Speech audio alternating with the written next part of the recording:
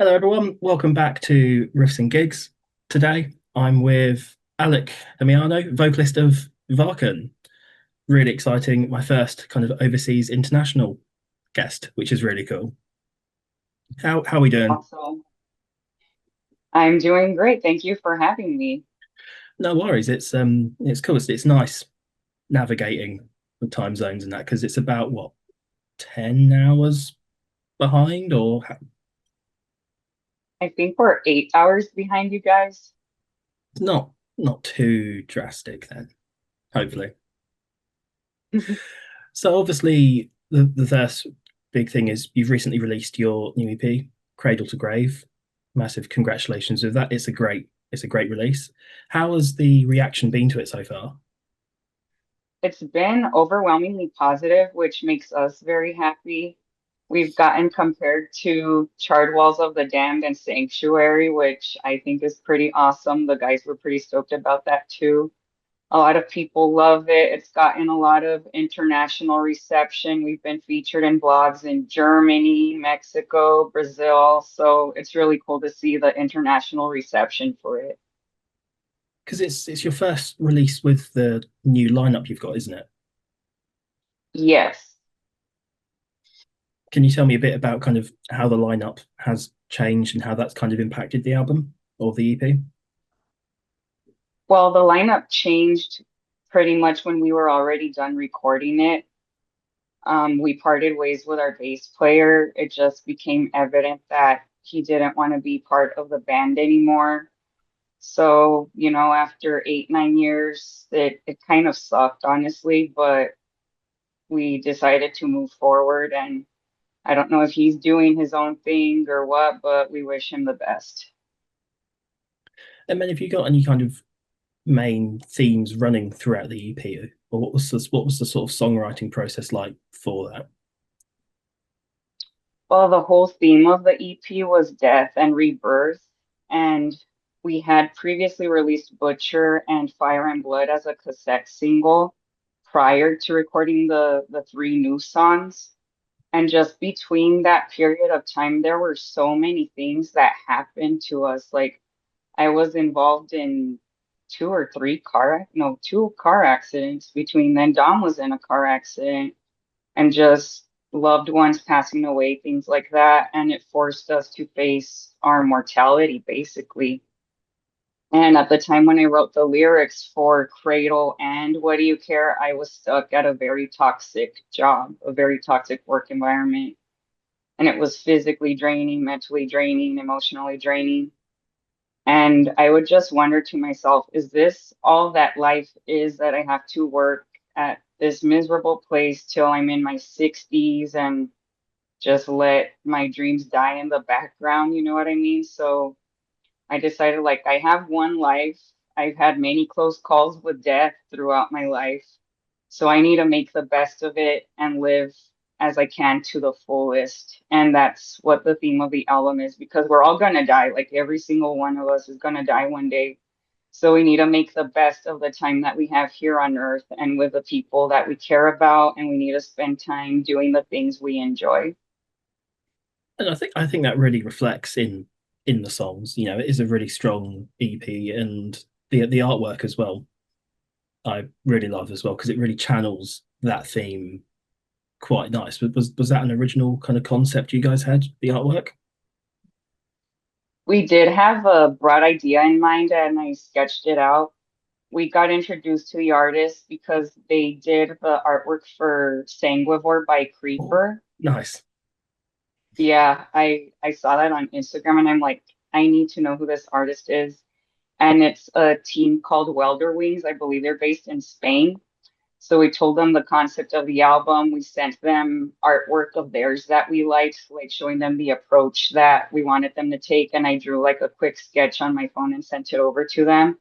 And they just ran with it. And it's beautiful. We love it. It has very much got that sort of Renaissance painting kind of feel to it, which again matches Creeper's Sanguivore artwork, which is really cool. Definitely. So I think that kind of channels it reflects the music as well. Awesome. That makes me happy to hear. And on the topic of the music itself, obviously, have are there any bands that people have kind of come up to you at gigs and compared you to, or do you have any particular influences that you try and sneak in, or Well, this particular EP for the songs that I wrote, because Dom and I, we pretty much are the two main songwriters, and then everyone else brings in their contribution afterward. Haunting Visions was basically my song, and Halloween and Gamma Ray were huge influences on that one, like the old school German power metal for sure. Dom had written the music for Cradle about a decade ago, maybe. Like Dom likes to write his songs in Guitar Pro. Then afterwards he teaches them to us, and I'll be like, hey, let's cut this. We'll like all rearrange it and stuff. So his influences for Cradle were essentially Dokken and Children of Bodom, nice? which is an interesting combination, but it works. And What Do You Care? He had the skeleton for that one too, and then the rest of us brought in our contributions to that one. So those are the artists that are like specific on this EP. Fire and Blood, Sabaton's a big one for sure. That one was basically my song, and then Dom added some of the middle riffs and the solos and things like that. Butcher, I'm a gigantic Megadeth fan. They're my favorite metal band, and a lot of the our earlier material has a lot of Megadeth influence in it. So yeah, there's a lot of like big four of thrash. There's even some mellow death in there. I'm also a huge fan of At the Gates and Carcass. So I think that reflects a lot in my guitar work and my solos, as well as death. Chuck Schuldiner is a huge influence on me as a guitarist. So yeah, it's a little bit of everything. You got your power metal, you got your thrash, you got your mellow death, and I think it works. Yeah, I mean, there's definitely thrash influence. There's a lot of power metal as well. That kind of speed and intensity, it all kind of combines to make a nice solid sound. What say if people haven't heard if people haven't heard you before, what how would you sort of describe yourself? Well, one blog recommended us for fans of Sanctuary and Charred Walls of the Damned. So it's like melodic power metal with soaring vocals, but like with the thrash and extreme metal aggression and technicality behind it. And of course, that shows people compare us to Iron Maiden, of course, is a big one, probably our biggest influence, and early Metallica, things like that. So if they like melodic metal, if they like thrash metal, I think they would like us. Nice. Again, yeah, I definitely got the Maiden influences. Maiden is a massive inspiration of my own. So it's always nice kind of seeing it littered in various other bands. And it's just that classic metal sound. I Yeah. like to call it the modern metal sound. You've got your big chuggy metal core nowadays, but I'm always just drawn to that traditional Hmm. sound, which you guys deliver perfectly, which was great Thank to you. hear. And then you obviously had your release show the other day as well. So how did that go? It was pretty successful. We actually did it at a relatively new venue that's in the Phoenix, Arizona area. It's called the Rosetta Room. So it was exciting that most of the people who had gone had never gone to that venue before. So not only were they seeing us, our new music, but they're also experiencing this new venue. And the funny thing is that the venue, it's very like vintage decorated. And they had like these paintings of flowers and stuff. And people were like, it matches your album cover, it matches your stage show. So I thought that was cool. I thought that was interesting, a nice coincidence. But yeah, it was a good turnout. All the bands did great. We featured Arizona local band. We featured Dog Yard, Guardians, and the Agories, and it was like a mix of thrash, crossover, and death metal. So I think it was like a good diversity of bands to the point where it was similar enough that there was like crossover appeal. Because obviously you've got your new release, but this is your second album, second EP. Or Yes, we released our debut album back in 2019, and this is our first EP. So it's like our second major release, basically. and how kind of has how have you guys kind of how's the sound sort of developed from that first release to where we are now? We've definitely become a lot more confident as musicians and songwriters. when I recorded the first album, I was a lot more insecure as a vocalist. I was still kind of like finding and exploring my range, and now I'm like a lot more confident in my vocal delivery and my range. I've gotten a lot better as a guitarist for sure, and a lot of it is thanks to Dom because he's always pushing me like, "Hey, learn this solo." You know what I mean? Like he always challenges me to do better. And then Dom himself, he's gotten better as a songwriter, and like he's gotten a lot better as a drummer too. So I think we've just improved a lot musically and become more confident. And we've become better songwriters too. We're getting better at like trimming the fat out because when you're jamming, especially early days as a band, you have a tendency to fall into what I call riff salad. Like you're just pasting all these riffs together and then it kind of makes the song drag on a little. So I think we're getting better at trimming the fat and also trying to make the melodies and the choruses more catchy. So I think we've definitely improved as musicians, and then also the production because we got Alex Para from Paladin. I'm not sure if you're familiar with him, No, but but he mixed and mastered this EP, and he's done production work for huge bands like Arch Enemy and Volbeat. He's based out of Georgia here in the US, but he assists with like some overseas studios, and he just made the EP sound massive. And I think it's just a huge step up from that first album we did. so how did that come about then collaborating with him for this BP? It's funny because I've known Alex's girlfriend through Facebook for like almost a decade now, or more than a decade.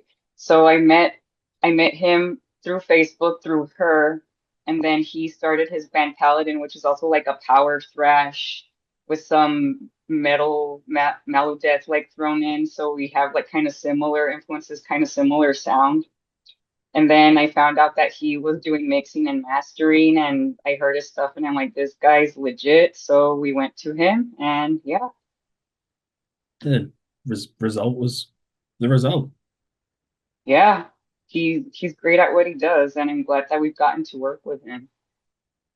Is that something that you can see yourself working with kind of for future releases as well? Do you think that could be a much longer term collaboration?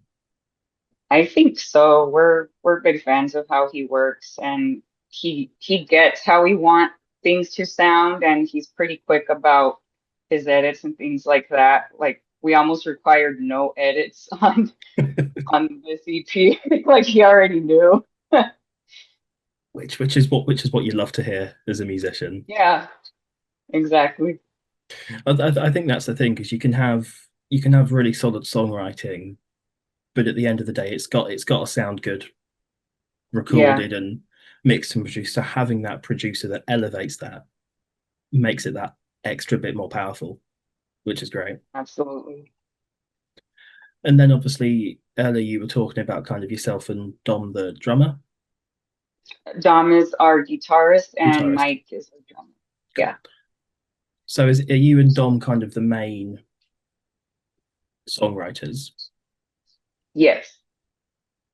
Dom will bring like his full song skeletons in that he writes in Guitar Pro, and then I'll write song skeletons in Logic Pro. And we pretty much just bring them together to the group, and then we'll teach each other's riffs, and we'll go from there. I do the vocal melodies, and Mike he'll arrange stuff on the drums. Mike's very good at rearranging things so that they flow better. And yeah, like Dom and I are the main songwriters when it comes to the song Skeletons, and then Mike brings his contributions in. So then how long have some of the songs on this EP been kind of skeletons or in progress? I wrote Haunting Visions during the height of COVID, actually, so like 2020. Um, I don't remember exactly when I wrote the lyrics, but I think that a family friend had just passed away or something like that, so the lyrics kind of reflect that. And as I mentioned before, Cradle to Grave and What Do You Care, they had been in Dom's arsenal for quite a while now, for several years. And then it's just kind of been picking them up, polishing them off, and then packaging them for this. Yes. Have you got a particular favorite track on the EP at all?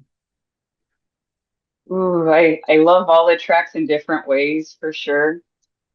Because originally we were going to release What Do You Care as the lead single, but once we got the masters back from Alex, we're like, Cradle sounds so good. Like, we have to release this one as the first single. And then coming from a marketing perspective, also because I'm a marketer in my day job, I'm like, there's so much more opportunity, like in terms of promotion, social media captions, the music video itself. There's so much more we could do with Cradle thematically and visually than with What Do You Care? So we ended up releasing Cradle as the first single, and I think that was the right call. Even though What Do You Care is more accessible, it's shorter, punchier, catchier, arguably, but I'm glad that we released Cradle as the first single. And I'm glad you mentioned the music video because it's a cool music video. Kind Thank of you. sad. So how did that idea come about? Who did you kind of work with for that? We worked with Gavin Donnelly, who's a local videographer here in the Phoenix area, and we've known him for like a decade or so also. He has a media company called Soundphoria, and he started off doing local promotions for local shows and local bands. I remember several years ago, he would do like a weekly video and have local bands on telling about their upcoming shows for that week. So we did a few promos with him in the past, and he decided to spin that off and make his own video production company with that. So we contacted him and he told us about the space that we used for the video. It's called Painted Tiger Studios, and they use it for all sorts of things. They're filming a Netflix show there, and they've done countless music videos there as well. And the owner, Dan, he basically has multiple warehouses full of random stuff and props that people could use for the shoots. And Michael and I did a tour with Gavin of the facilities when we first contracted Gavin to do the video. And we saw a casket and we're like, we absolutely need to have this in the video somehow. I mean, cradle to grave, how could you not? So, It's got to be done. yeah, it has to be done. There's a casket right there for us to use. Why not use it? And then the idea for the candles and the flowers and stuff, it came from the album artwork, and we wanted to tie it all together visually. So we think we were successful in doing that, and we think it looks cool. So did you was that you saying kind of the idea for the song came first and then the theme for the EP? Or Kind of, it was kind of at the same time. It's hard to say if one came before the other, but like I mentioned before, the lyrics from Cradle, it was just being stuck at a miserable job in a miserable situation and wanting to break free from that. Like, I have one life. Why do I have to waste it being miserable? You know what I mean? And then, like, with all the other experiences we had, like the car accidents and family and friends passing away, it just, that whole theme of facing mortality, and just realizing that you might go through deaths in life, whether it's physical or not. Like it could be a death of a friendship or a relationship or any other situation. But when there's an end, it also creates a path for a new beginning. So yeah, it just all kind of tied into together all at the same time. which, it's slightly weird timing when obviously with the new bassist, but it's almost a rebirth or a new beginning for the band itself. Oh So yeah. it's And yeah, very it was a very intense release cycle for sure. But we're excited for the future. have you got many plans for the future yet, or is it just kind of taking it as it comes, seeing as it goes? We're already working on new music, and we already have one new song essentially finished. So we're hoping to hit the studio either later this year or early next year to get that tracked. We're thinking of releasing singles in the future, so that way there's not such a long gap of time between new music, especially since everyone has a real short attention span with social media. And not to mention that it's expensive to do full albums and EPs and stuff. So I'm not sure when like our next full EP or album will be out, but we do plan to release some singles in the somewhat near future. Yeah, I've got no idea what prices are over in the States, obviously, but studio time isn't cheap here either. Oh, it is not So cheap. it's that's the common problem, you know. Release singles, then you can turn the single into 50 TikToks, Yep. drive attention up like that. But you know, having the solid music video helps. You've got that strong visual look. Does that carry over into your stage show, your live shows at all, or having Oh that yeah. strong visual? Before the music video, our stage show was extremely bare bones. We would have the VARKAN logos on Mike's drums, and that was about it. But all the flowers and the candles and stuff that are in the video, we decided to translate that over to our stage show. So Mike's drum has the flower garlands on it. Our amps have the candles and the flowers and things like that. And we finally bought a huge banner that says Varkin that goes behind us, which was probably like 10 years overdue at this point. But yeah, we're finally because I think our music is very theatrical and we act theatrical on stage, but in the past we didn't really do anything prop wise that much. But now I think we're leaning more into that and it helps bring everything together more. It makes everything more cohesive and attention grabbing. I think that's the thing, you know. I always say I like it when a band performs.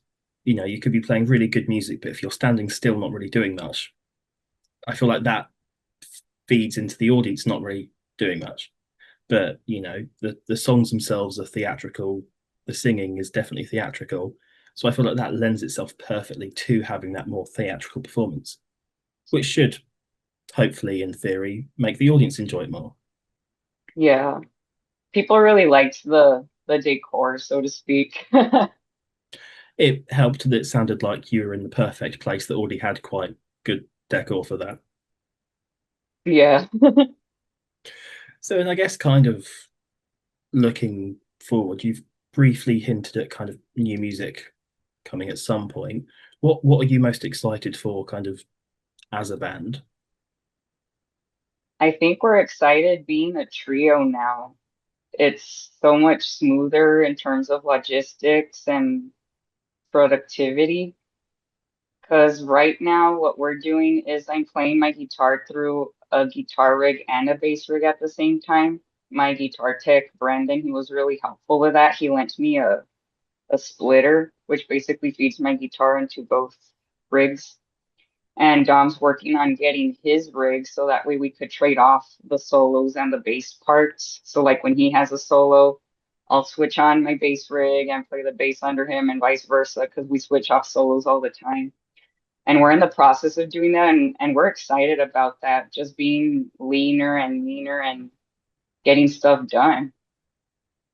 I, I'm I'm fascinated by the idea of just kind of having that split. So then, would you do you not have a bassist live? Then is that why you would split up, We or do not have a bassist at the moment and we're not actively looking for one, honestly. I guess if you've got the setup that works and you don't need one, that's one less person to try and schedule and line up diaries Yeah. with. Yeah, I mean, it's nice to have like the four people, but everybody has day jobs and families, and it just gets harder to do anything the more people that you add into the mix. So we're pretty happy, just the three of us, and we're excited about like fine tuning the rig and the live sound and things like that. And I guess kind of cautious of time and looking to wrap up shortly. I guess kind of what are some of the things that you want listeners or people that are just finding you guys and listening to the EP? What do you want them to take away from your music? I hope that the lyrics come across to them, that we only have one life, so we should live it as happily and authentically as possible. I hope that the music makes them bang their heads. I hope that it uplifts them during hard times, just like I listen to my favorite bands when I'm having a hard time. I hope it makes people feel better about themselves. And I just hope that people enjoy it, that they enjoy what we're doing visually and musically in terms of our videos, our stage shows, things like that. So I just hope it makes people happy and helps them, that it helps distract them from all the BS in life, so to speak. Which, I think it definitely does. And, I feel like having that, that sad, for lack of better words, kind of message in the songs, but the songs kind of having that upbeat energy, it kind of creates a nice balance. It's Yeah, it's not necessarily sad music, but it's just strong, powerful lyrics to cool metal music. awesome. So I guess kind of my last question for you really is there anything that you've got to share or promote, whether that's kind of anything upcoming, kind of where listeners can find you next, etc. We urge people to follow us on Bandcamp primarily and all our social media. We're on Facebook, Instagram, TikTok, YouTube, um, Twitter, on basically all the major socials. And I'm trying to be more consistent about posting there. So any updates, it'll definitely be on our social media pages. And we hope that everybody checks out the music video. Can we see more music videos in the future? Is there more planned or? We were planning to do one for one of the other songs, but we're still discussing it. We're not 100% sure when that's going to happen. But obviously, keep an eye on the socials, and you'll find out if it does. Yeah. But yeah, no, I know it's been a short one. Obviously, I appreciate this time constraints, but thank you so much for coming on, and I look forward to hearing kind of future releases and any more potential music videos. I really, Awesome. really dig the sound. So it's been Thank great you. chatting. All right. Thank you for having us.